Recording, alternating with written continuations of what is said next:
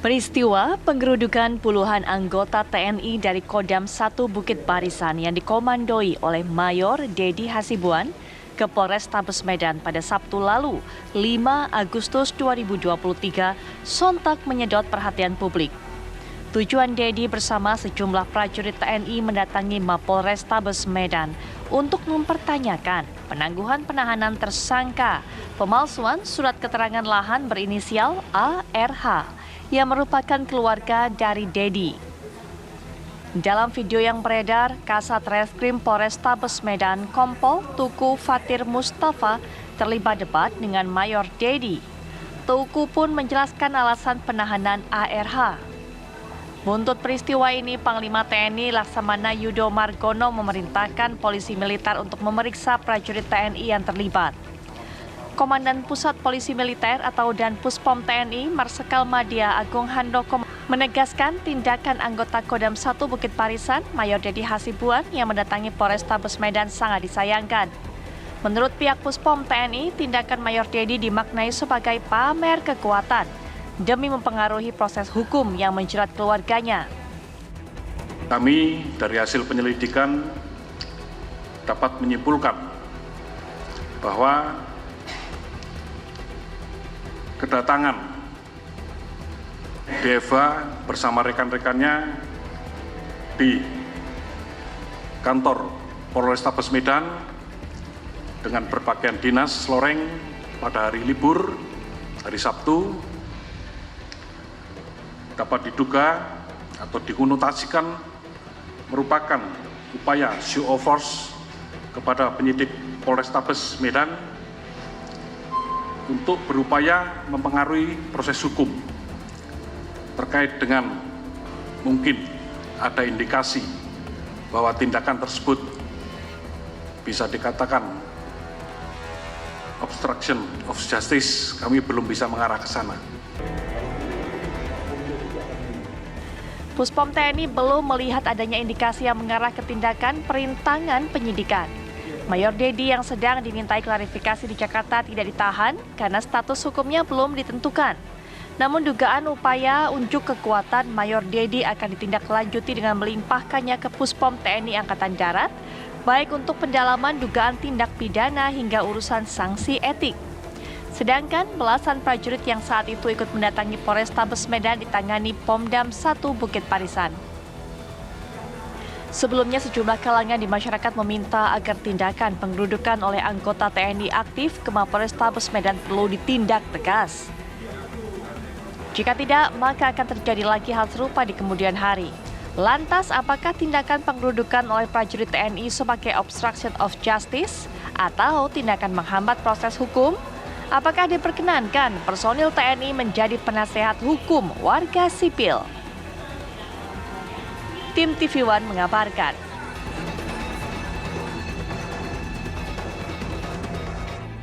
Bukan hanya Mayor Dedi Hasibuan yang menjalani pemeriksaan, tapi ada 22 anggota TNI lainnya juga saat ini diperiksa, termasuk mereka juga yang ikut serta dalam kegiatan penggerudukan ke Mapolres di Sumatera Utara atau di Medan Sumatera Utara tersebut. Yang menjadi pertanyaan adalah kenapa yang dilakukan oleh Mayor Dedi Hasibuan ini beserta 22 anggota TNI lainnya hanya digolongkan sebagai show of force untuk mempengaruhi proses hukum dan tidak ada indikasi yang mengarah kepada perintangan penyidikan. Untuk bisa membahas mengenai hal ini sudah hadir di samping saya akan melihat dari kacamata hukum pidana Mas Heri Firmansyah. Assalamualaikum warahmatullahi wabarakatuh. Selamat malam Mas Heri. Waalaikumsalam warahmatullahi wabarakatuh. Selamat malam Mbak Putri. Baik, selain Mas Heri kita juga sudah terhubung dengan Brigjen TNI Hamim Tohari selaku Kepala Dinas Penerangan Angkatan Darat atau Kadis Penat. Assalamualaikum warahmatullahi wabarakatuh. Selamat malam Pak Kadis Penat.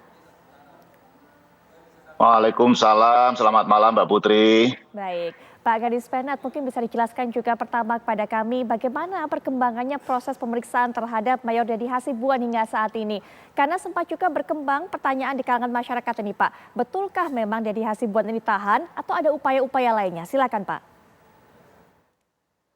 Baik, terima kasih Mbak Putri. Jadi perlu saya sampaikan di sini bahwa kemarin itu Mayor Dedi Hasibuan yang diduga, ini masih diduga ya, kemudian berbagai pendapat berkembang itu melakukan hal-hal yang kita bisa kategorikan tidak etis, atau mungkin tadi kalau dan Puspom TNI mengatakan itu sebagai show of force, ini sudah dipanggil ke Puspom TNI dan hari ini tadi pagi sudah dilimpahkan ke Puspomat untuk pendalaman.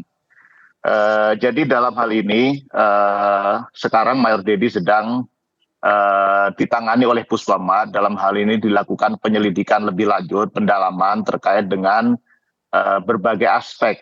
Apakah yang dilakukan oleh Mayor Dedi tersebut merupakan suatu pelanggaran pidana ataupun yang lain-lain, ini kan masih dalam proses. Kita belum bisa menyimpulkan, walaupun mungkin berbagai pendapat sudah barangkali ada yang mengatakan itu semacam obstruction of justice atau menghalang-halangi proses hukum dan sebagainya, tetapi ini masih diperlukan pendalaman. Karena memang kita tidak bisa juga menyimpulkan secara langsung. Perlu proses-proses bagaimana latar belakangnya, apa maksud dan tujuannya, sehingga kemudian Mayor Dedi bersama dengan rekan-rekannya mendatangi Polres, walaupun sebenarnya sudah disampaikan oleh Kapendam 1 dan juga Kapolresta Medan beserta Kabid Humas Polda Sumatera Utara, bahwa tujuan dari Mayor Dedi tersebut dalam rangka berkoordinasi terkait dengan penangguhan penahanan yang dilakukan atau yang diajukan terhadap kerabatnya yang berinisial ARH yang sedang mengalami ataupun menghadapi masalah di Polresta Medan. Sehingga ini memang masih dalam proses penyelidikan begitu Mbak Putri. Baik, kami ulangi kembali ingin mengklarifikasi sehingga sampai saat ini belum bisa disimpulkan pelanggaran keras apa yang dilakukan oleh Mayor Dedi Hasibuan, begitu Pak? Betul, kita masih mendalami terus dan nanti akan kita sampaikan kalau sudah proses penyelidikan dilakukan oleh Puspomat. Apakah nanti berlanjut kepada penyidikan dan kemudian penetapan lain-lainnya nanti akan kita sampaikan kemudian. Baik. Tapi kemudian pada saat konferensi pers, Pak Kadis Penat sempat diungkapkan atau diberikan keterangan bahwa yang dilakukan oleh Mayor Dedi Hasibuan ini tergolong show of force, hanya unjuk kekuatan untuk mempengaruhi proses hukum. Bukankah hal itu, yaitu mempengaruhi proses hukum, termasuk juga dalam perintangan penyidikan, Pak? Memang ini berbagai pendapat bisa berkembang, namun demikian kembali lagi ini masih dalam proses penyelidikan ataupun pendalaman oleh Puspomat. Kita belum bisa menyimpulkan dengan berasumsi-asumsi atas dasar pendapat yang sebenarnya kan kita masih perlu mengumpulkan fakta-fakta maupun kejadian yang sebenarnya. Ini masih dalam proses penyelidikan, nanti akan kita sampaikan, Mbak. Baik. Saya belum berani juga menyampaikan kesimpulan apakah itu betul show of force, kemudian perintangan terhadap penyidikan dan sebagainya, karena kan sudah disampaikan juga pada saat konferensi pers oleh Kabid Humas Polda Sumut beserta Kapendam 1 Bukit Barisan dan Kapolrestabes bahwa kedatangan yang bersangkutan adalah untuk berkoordinasi. Hanya mungkin caranya yang kemudian menimbulkan polemik di masyarakat, dalam hal ini yang bersangkutan atau Mayor Dedi Hasibuan mengajak rekan-rekannya untuk datang ke Polrestabes, demikian. Baik, Mas Heri juga mungkin punya pandangan mengenai hal ini, membandingkan dan juga mengkontraskan keduanya, termasukkah perintangan penyidikan atau hanya sekedar show of force? Sepertinya batasnya sangat tipis. Iya, yang pasti kalau militer aktif kan akan tunduk pada ketentuan pidana militer nantinya ya. Dan kemudian ini kalau kita melihat dari kaca obstruction of justice, Mbak Putri, ini kan sebenarnya lebih banyak dikenal dalam common law ya.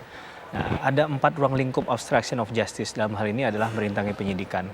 Bahwa dahulu kita kenal ada kasusnya Frederick Yunadi, mohon maaf, di kasusnya IKTP dahulu kan, diminta KPK juga diajukan ke muka pengadilan dengan pasal 21 Undang-Undang Tindak Pidana Korupsi, yaitu merintangi penyidikan dan ancaman pidananya dari 3 sampai 12 tahun.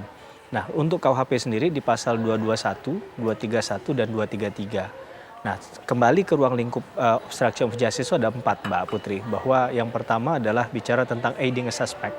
Aiding a suspect ini berarti memberikan bantuan kepada si tersangka tadi dengan menginformasikan terkait dengan penyidikan yang sedang berjalan. Yang kedua ada lying.